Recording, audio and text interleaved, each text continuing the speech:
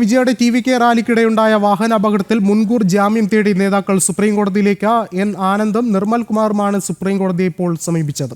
കൂടുതൽ വിവരങ്ങളുമായി നന്ദഗോപൻ ചേർന്നുണ്ട്. നന്ദൻ, എന്താണ് നിലവിലെ സാഹചര്യം?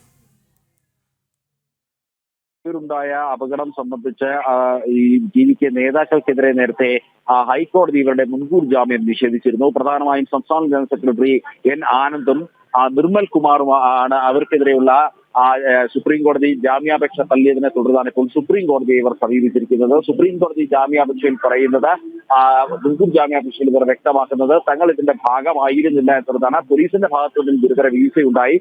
ഈ ക്രൗഡിനെ നിയന്ത്രിക്കേണ്ടത് പോലീസിന്റെ ചുമതലയായിരുന്നു, ഉത്തരവാദിത്തമായിരുന്നു. അതിൽ നിന്നും അവർ ഒളിച്ചോടിയിട്ട് തങ്ങളുടെ മേൽ പഴിചാരുകയാണ് എന്നുള്ളതാണ് പ്രധാനമായും എൻ ആനന്ദും നിർമ്മൽ കുമാറും വ്യക്തമാക്കുന്നത്. ഇത് ചൂണ്ടിക്കാണിച്ചുകൊണ്ടാണ് മുൻകൂർ ജാമ്യം നിഷേധിച്ച ഹൈക്കോടതി നടപടി അത് തിരുത്തണമെന്നാവശ്യപ്പെട്ടുകൊണ്ട് ഇപ്പോൾ ടി.വി.കെ പാർട്ടിയുടെ സംസ്ഥാന ജനറൽ സെക്രട്ടറി അടക്കമുള്ളവർ സുപ്രീം കോടതിയെ സമീപിച്ചത്.